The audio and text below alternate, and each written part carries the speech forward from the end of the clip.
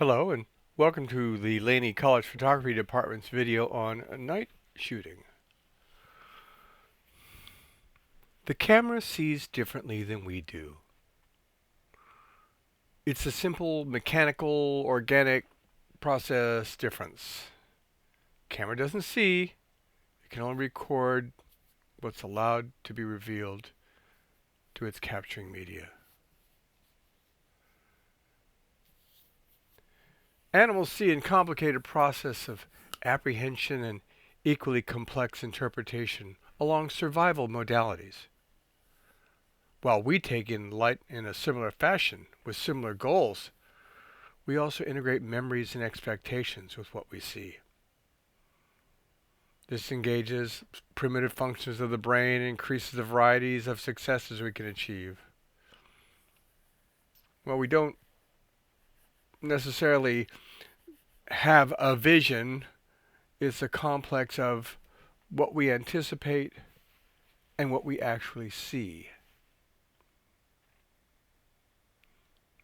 We do not see literally as a pure record, but as an impression that is embraced, enhanced, and understood in terms of our existence, our experience, and our awareness.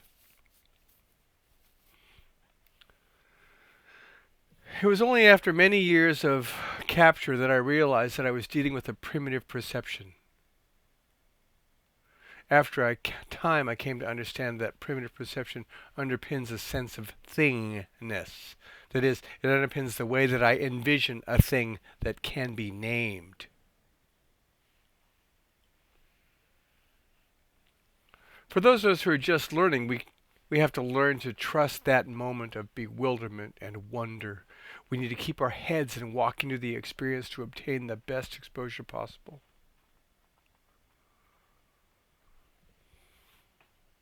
In this case, this is something I saw.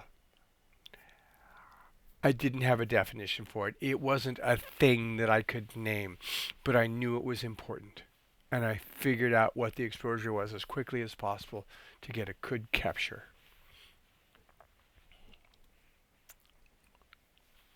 Here's an example of what we might see in a darkened room with our human vision. And here is a long exposure that you can do with the camera by leaving the shutter open for a long time. Our eyes can't do that. We can't see like that.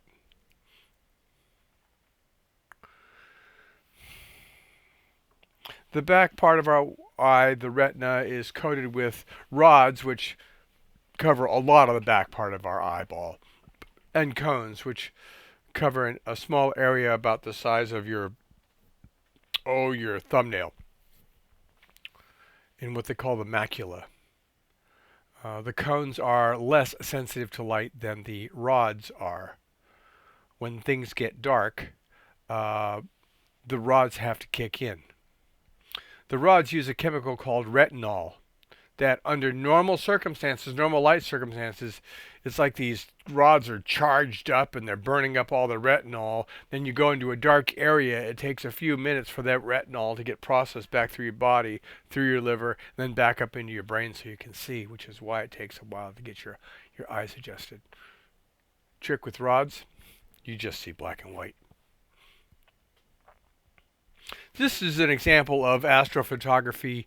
This is a long exposure. I'm guessing I could measure the length of one of these streaks and divide it into the number of degrees that it covers and calculate the length of time. Heck, I don't know. Could be 15 minutes. We can't see like that. We open, we see. We see in a moment. That is it. The camera, you can leave it open and it can gather light. Animals have a lot of different functions for improving their vision. These owls essentially see light a couple of times. That is, the light goes in, it bounces around a couple of times, which is why the eyes are glowing. And the brain is able to read that information a couple of times, and it appears to be more sensitive. It's actually multiplied instead. We can't do that. Here's one of your basic special ops people. This gal's got night vision glasses on. They are infrared multipliers. That is, they see at the infrared level and they amplify and amplify and amplify and amplify. And so we can see in fairly dark areas where the visible spectrum is really minimally existent and infrared is more apparent. We used to make adjustments in the film that we used. You can see the ASA DIN numbers here on the back of the camera. That's how you remembered what you had in there. And these films had different kinds of sensitivity was the word that they used then. But the thing is that the more sensitive your film, the more grainy it became, and the colors tended to wander a bit. You know, there's no such thing as a free lunch. And by comparison, we use an ISO system of amplification where maybe our base sensitivity is an ISO 100. And anything after that is simply an amplification of that. We have an enormous number of amplifications that we can do. But it's not without a cost. You may have seen this kind of a chart before where you can see the base capture at about 80 euro and 100 seems to be fairly clean, but as you look at it, watch it be amplified to 200 and 400 and 800 and 1600 and 1300, you can just see the amount of just noise. It's just noise that these amplifiers are creating. And in the absence of any color, this is what you end up with. And if you had color and you had objects within your image, this stuff would be peppered all over the place. It wouldn't be as obvious as this or in these same colors, but it would still throw you off. That's the cost of amplification. But we can see here, we can see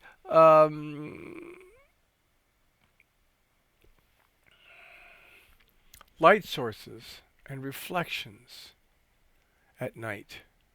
You see the pinpoints of light, and you can see, for example, down on the main boulevard, all the lights on the street are also not just emitting light to our eyes, but they're also bouncing light into the sides of buildings.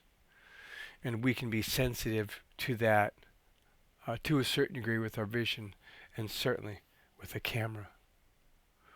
The thing I want you to notice here too is everything's really pretty far away. So the idea is that you could focus this at infinity, and you could probably use a really large aperture and still get something that was really sharp. So in a situation like this where the closest thing to you is 150, 300 feet away and everything else is off into infinity, you could probably shoot it in an f4 pretty easily. The other thing that you notice when you're looking at night is you're noticing fall off. And you can see, of course, it's brightest at the lamp and brightest where the lamp is closest to any object. You can see it burn out. But gradually as you get 4 feet away, 8 feet away, 12 feet away, 16 feet away, you can see that being reduced. Sometimes that's outside the limits of the camera to apprehend. Sometimes it's within the limits.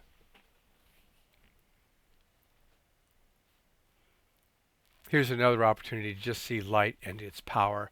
Again, we're half a mile away from this thing. You could shoot this at an f2 wide open and focus on that main building and nobody would know the difference. You can do that in nightlight. Here's another interesting image where you can see first the facade with the windows and the bricks, and it's a fairly flat facade, and then anything on the inside of those broken windows you can't see anyhow, so you don't need any depth of field there really. You have to be able to get the depth of field from the post on the right hand side all the way to the furthest broken glass on the far left hand side, which is only a few feet at a distance of probably 40 or 50 feet. This looks like a telephoto. But just because it's dark doesn't mean that you can't get images. You just have to figure out what's at stake here. Get a good exposure. How much depth of field do you need? How fast can your shutter speed be? Here's another issue of depth of field. This is Mama Cat with her kittens in the middle. It's probably Paris. Hanging around the cobblestones, and the little ones are playing and mom's kind of keeping an eye out. But you don't need a lot of depth of field for this shot. So even though it's low light, There are a lot of possibilities here. I'm guessing you could handhold this at a 30th or a 60th at say 1600 and probably get this image. Another thing that you get to see is you get to see contrast, and it can give you the appearance of sharpness as well. As you think about this swing set that is 80 or 100 feet away from you, your depth of field really just wants to be focused on the swings themselves. Anything in the back that's kind of fuzzy and diffused because of the fog, it's going to be soft anyhow, so you really do get away with murder here. You got the swing in focus. You got the bars in focus. That really is the story. So you don't need a lot of depth of field here.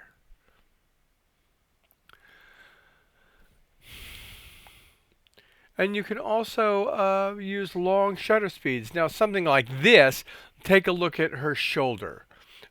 On her left shoulder, and you can see that that's holding still. She may be leaning against the wall. And then she rotates her head, and in rotating her head to the right, you notice that her shoulder moves just a little bit. So that's a long exposure. And I don't know how quickly she moved her head. This could be a 5-second exposure where she stares at you for 2, turns her head quickly, stares off to her right for another 1. And you get a good exposure value. But this one, I'll bet you, was done with a tripod. Here's another opportunity. Sharpness and high overall contrast. Now we have an old gentleman here. I don't know why I say he's old, but I think that he is, and he's moving fairly slowly. And you can see the blur in the back of his coat. You can also see that the image is not particularly sharp. This is actually quite an old image from, I think, the 20s, another Parisian image. But the flat main subject there allows you to shoot with very limited depth of field. And it's a light color, and so you can get that whole side of the building to render very, very nicely, against which the gentleman shows very easily. Here's an interesting group shot. We were talking about side lighting in a previous video, and this is a really good example of side lighting providing texture. They have a fairly flat wall in the back, and you have these men standing around smoking cigarettes and watching whatever is going on, and that side lighting just rakes across them and gives the sides of their bodies all kinds of texture and stuff like that. And so you can see at their shoes, at their feet, where the optical focus is, and then anything after that across the street before that can be out of focus. But I think the key thing to see here is that an f4 or f5.6 would probably be just fine, and you could probably handhold this at a 30th or a 60th and just twist up your ISO to make it work. This is another very interesting image for me.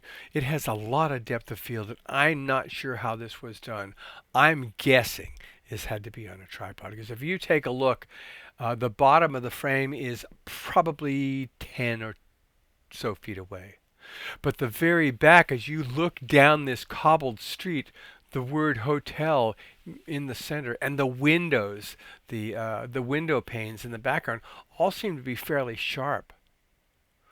So I'm guessing that this was taken on a tripod, a fairly long exposure to allow for the f11 or f16 that you needed to get this. You might be able to handhold this at a 60th at f4. But if you wanted to have the depth of field of f16, it would be 5 stops more of exposure you'd have to have. So you'd be at a 30th, a 15th, an 8th, a quarter, 1/2 the second or a full second. You can't handhold that. A full second at f16 is what it takes to get this. But the other thing I want to point out is I want you to look at the reflections off of the cobbles. That's a function of moisture at night that makes those things glisten a little bit. And so you have whole new light sources, not some dead cobblestone that's got dirt and stuff over it, but you've got damp, which acts like a mirror, and so you get a whole lot more light out of your image. Lots of interesting things to see. And then again, we have here at length you can see color. I'm guessing though that building looks like a big parking lot or a truck terminal. We could probably see that color with our eyes. We could probably see the. I'm guessing that sodium vapor lamp lighting the tree sort of greenish is a greenish yellow. And then, but what you couldn't see with your eyes, you couldn't see the streaks. If this vehicle is going around that corner at 30 miles an hour, and I'm guessing, that can be 50 feet or 40 feet per second. 1, 2, 3, 4, 5. That's a 5 or 6 second exposure to get that to show. Um, it looks like it was handheld though. I don't get it. But in any event, I think the key to what we're doing here is we have to go out there. You got to go out there and you got to take a look at where there is light and where there isn't light. And you have to make some fundamental decisions about depth of field. It turns out that you can cheat and do a 4 and a 5/6. You have to do something about shutter speed, depending upon whether you're hand holding or not. And then ISO to reduce the amount of noise, to get the possible fidelity that you would like to have. It's a little bit different than what we've done before where we start with ISO. In this case, we may end with ISO because we have to handhold, because we need a certain depth of field. And then we can decide our ISO. Thank you for your kind attention.